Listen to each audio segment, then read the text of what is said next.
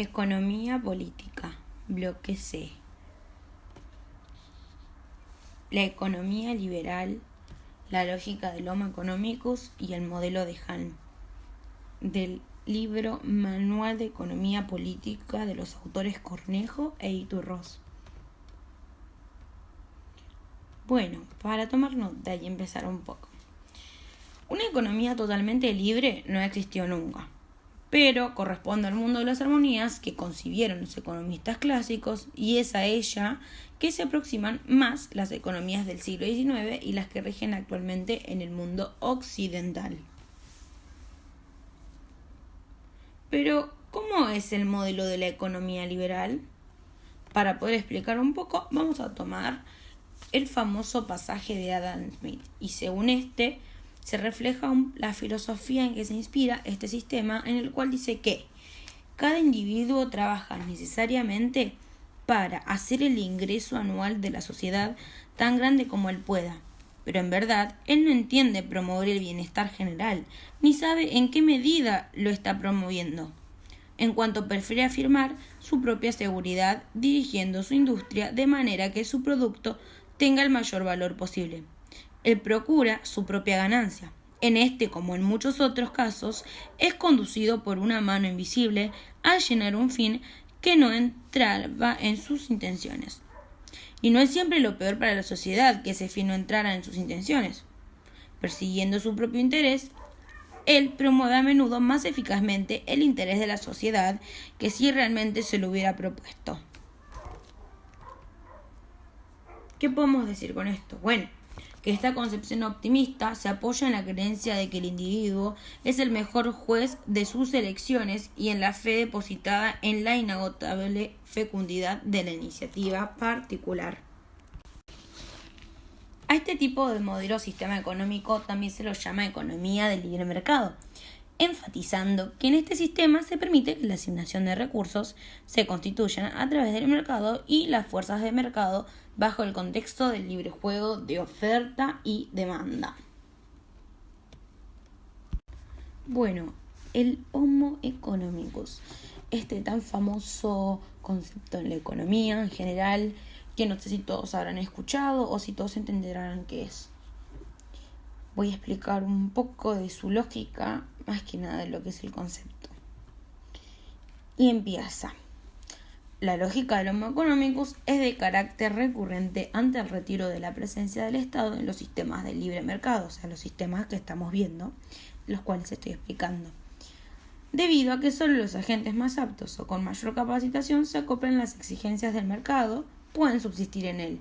Es decir que solo aquellos que justamente sean los más aptos, los que teóricamente tengan una mejor capacitación, son los únicos que podrán subsistir en este sistema. Y es por eso que el resto sufrirá las consecuencias de la no adaptación. Otro modelo muy conocido y que a su vez resume un poco el concepto, la conceptualización del sistema de economía liberal, o también conocido como sistema capitalista, como habrán visto en mis anteriores referencias, es el modelo de Halm. Y este resume un poco las pautas que debe seguir este sistema o que sigue ya este sistema famoso, es decir, este sistema capitalista. El modelo de Halm plantea la libre elección de consumo, la libertad de ocupación, la libertad de ahorrar, la libertad de invertir y la libertad para tener propiedad privada. Con la libertad o la libre elección de consumo, quiere intentar explicar que cada unidad de consumo elige libremente lo que comprará sin otras limitaciones que la cuantía de sus ingresos y el precio de los bienes. Es decir, que cada persona, que acá lo dice como unidad de consumo, que puede elegir libremente, es decir, sin ningún tapujo, sin ningún obstáculo, lo que quiera mientras pueda pagarlo. Con la libertad de ocupación quiere decir que cada individuo elige libremente su trabajo o profesión. Aquí las limitaciones consisten en las capacidades y habilidades que se posean los recursos que se dispongan para adquirirlas y la demanda del mercado. La libertad de ahorrar quiere decir que, más que nada se explica como algo correlativo de la libertad del consumo. Significa el sacrificio de consumos presentes por los futuros y se complementa con la libertad de recibir y de disponer por herencia. La libertad de invertir corresponde en sí al carácter de una economía capitalista en la cual la producción de bienes de consumo y de capital obedece a las expectativas de ganancias. La libertad para tener propiedad privada se refiere principalmente a la propiedad de los medios de producción que puede ejercerse directamente o participando como asociado en empresas productivas. Para resumir todo esto, lo que queremos decir es que cada empresario decide a quiénes comprará o alquilará los factores productivos, qué precio les pagará y el precio al cual venderá sus productos. Mientras que cada consumidor, por su parte, decide qué es lo que va a comprar, pagará o no el precio pedido por el empresario y aceptará o no, según le convengan los salarios, alquileres o intereses que el último le ofrece por los servicios productivos del cual es titular. Bueno, para finalizar un poco el video y poder dar mi punto de vista, como los anteriores, ¿qué es lo que pienso acerca de este sistema y los efectos que tiene? No sé si habrán notado que tal vez en algunas partes, mientras iba explicando, medio que lo explique de una manera más sarcástica, porque hay cosas que me parecen un tanto, no sin sentido, pero sí incompletas para poder formular totalmente el sistema y que éste funcione. Y a su vez, para poder criticar este sistema o para poder dar mi punto de vista, utilizaré las críticas al modelo hechas por las corrientes socialistas, porque la concepción liberal, que aún goza de fervorosos adeptos, ha sido duramente criticada, sobre todo por parte de estas corrientes.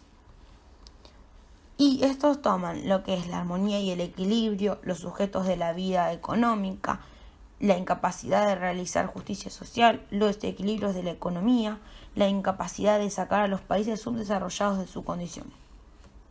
Y toma estos puntos porque es lo que considera como los principalmente atacados. En cuanto a lo que es la armonía y el equilibrio de que hablan los clásicos, corresponde a un modelo ideal, es decir, el de la competencia perfecta, que lamentablemente las corrientes socialistas dicen y postulan que no se da en la realidad. Y si tenemos que ser sinceros y por lo que yo considero, sí, no se dan en la realidad.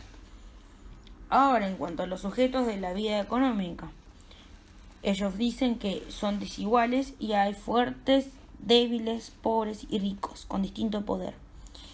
Es decir que, para las corrientes socialistas, en la lucha triunfan desde luego los fuertes.